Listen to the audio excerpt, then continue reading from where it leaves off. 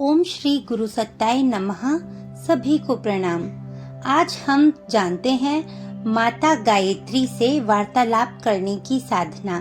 जैसा कि परम पूज्य गुरुदेव ने अपनी पुस्तक गायत्री महाविज्ञान में बताया है, साधना की दिव्य ज्योति जैसे जैसे अधिक प्रकाशित होती चलती है, वैसे ही वैसे अंतरात्मा की ग्राह्य शक्ति बढ़ती चलती है। रेडियो यंत्र के भीतर बल्ब लगे होते हैं। बिजली का संचार होने से वे जलने लगते हैं। प्रकाश होते ही यंत्र की ध्वनि पकड़ने वाला भाग जागृत हो जाता है और ईथर तत्व में भ्रमण करती हुई सूक्ष्म शब्द तरंगों को पकड़ने लगता है। इसी क्रिया को रेडियो बजाना कहते हैं।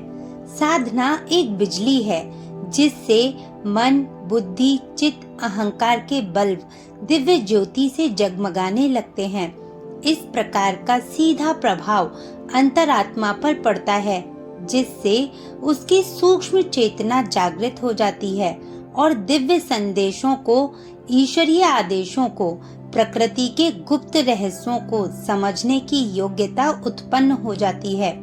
इस प्रकार साधक का अंतःकरण रेडियो का उदाहरण बन जाता है और उसके द्वारा सूक्ष्म जगत की बड़ी बड़ी रहस्यमयी बातों का प्रकटीकरण होने लगता है।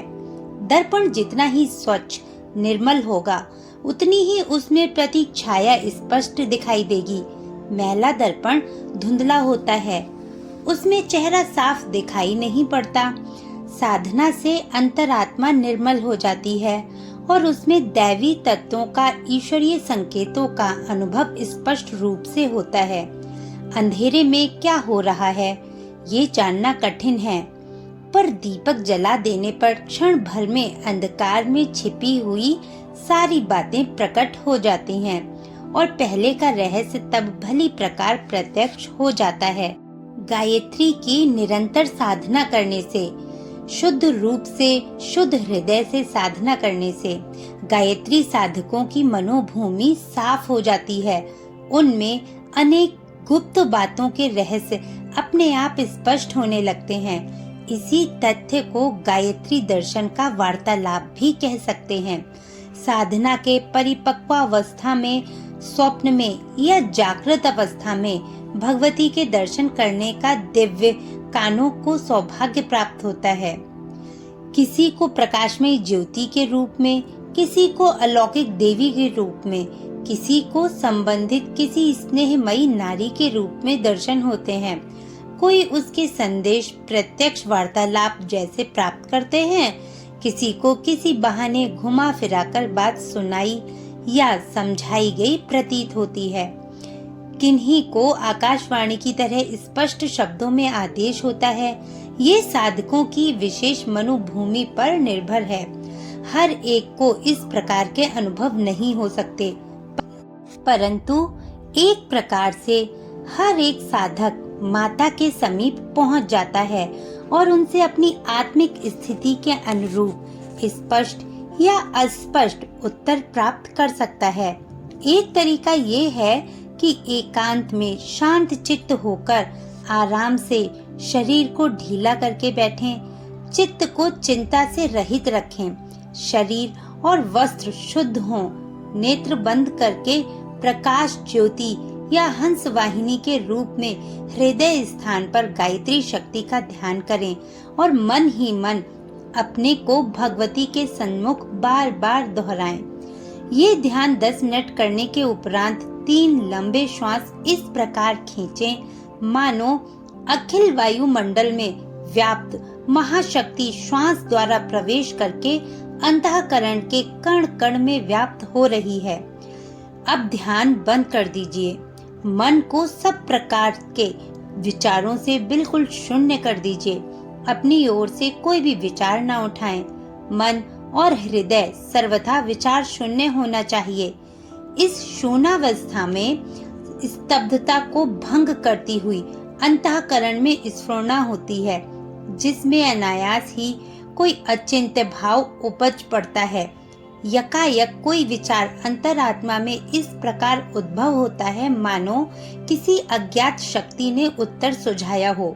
पवित्र हृदय जब उपर्युक्त साधना द्वारा और भी अधिक दिव्य पवित्रता से परिपूर्ण हो जाता है, तो सूक्ष्म दैवी शक्ति जो व्यष्टि अंतरात्मा और समष्टि परमात्मा में समान रूप से व्याप्त है, उस पवित्र हृदय पटल पर अपना कार्य करना आरंभ कर देती है और कई ऐसे प्रश्न, संदेहों और आशंकाओं का उत्तर मिल जाता है जो पहले बहुत विवादास्पद, संदेहयुक्त एवं रहस्यमय बने हुए थे। इस प्रकार से भगवती वेद माता गायत्री साधक से वार्तालाप करती हैं और उसकी जिज्ञासाओं का समाधान करती हैं।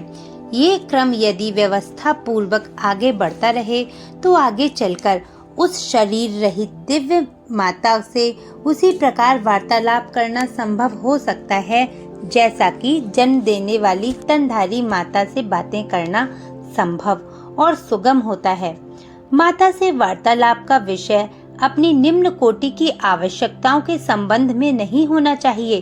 विशेषतः आर्थिक प्रश्नों का लोभी न बनना चाहिए, क्योंकि ऐसे प्रश्नों के साथ साथ मन में स्वार्थ, सांसारिकता आदि के अन्य अनेक मलिन भाव उठ जाते हैं और अंतःकरण की उस पवित्रता को नष्ट कर देते हैं जो कि माता से बात करने के संबंध में आवश्यक है। चोरी में गई वस्तु, जमीन में गड़ा धन, तेजी मंदी, सट्टा लॉटरी, हार जीत, आयु, संतान, स्त्री, मुकदमा, नौकरी, लाभ हानि जैसे प्रश्नों को माध्यम बनाकर जो लोग उस दैवी शक्ति से वार्तालाप करना चाहते हैं, वे माता की दृष्टि में इस योग्य ऐसे अधिकारी नहीं समझे जाते जिनके साथ उसे वार्तालाप करना चाहिए। उसे अनधिकारी लोगों के प्रयत्न प्रायः असफल रहते हैं। उनकी मनोभूमि में प्रायः कोई दैवी संदेश आते ही नहीं।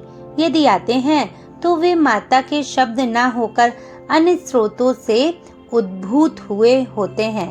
फलस्वरूप उनकी सहायता और विश्वस्तता संदिग्ध होती है। वर्तमान समय में ये दोष लोगों में बहुत अधिक फैल गया है। इस अर्थ युग में धन को इतना अधिक महत्व दे दिया गया है कि उसके सामने मनुष्य की आध्यात्मिक शक्तियां प्रायः कुंठित हो गई हैं।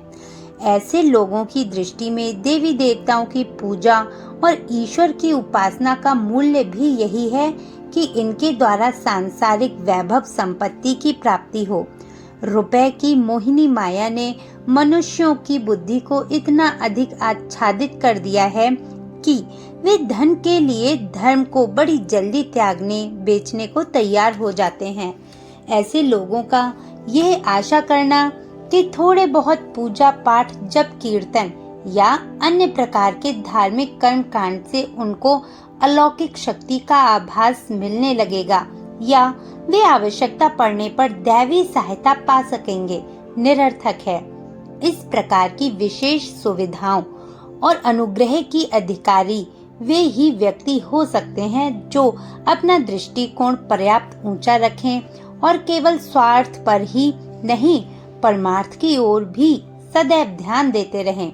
माता से वार्तालाप आध्यात्मिक, धार्मिक, आत्म कल्याणकारी, जनहितकारी, पारमार्थिक, लोकहित के प्रश्नों को लेकर करना चाहिए। कर्तव्य और अकर्तव्य की गुत्थियों को, विवादास्पद विचारों, विश्वासों और मान्यताओं को लेकर ये वार्तालाप आरंभ होनी चाहिए।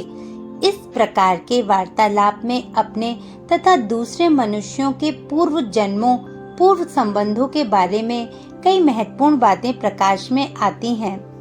जीवन निर्माण के सुझाव मिलते हैं तथा ऐसे संकेत मिलते हैं जिनके अनुसार कार्य करने पर इसी जीवन में आशाजनक सफलताएं प्राप्त होती हैं। सद्गुणों का, सात्विकता का, मनोबल का, दूरदर्शिता का, बुद्धिमत्ता का तथा आंतरिक शांति का उद्भव तो अवश्य ही होता है।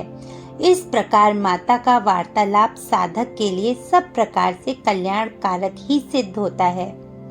आज के लिए सिर्फ इतना ही। नमस्कार। आपका दिन शुभ हो। जय गुरुदेव।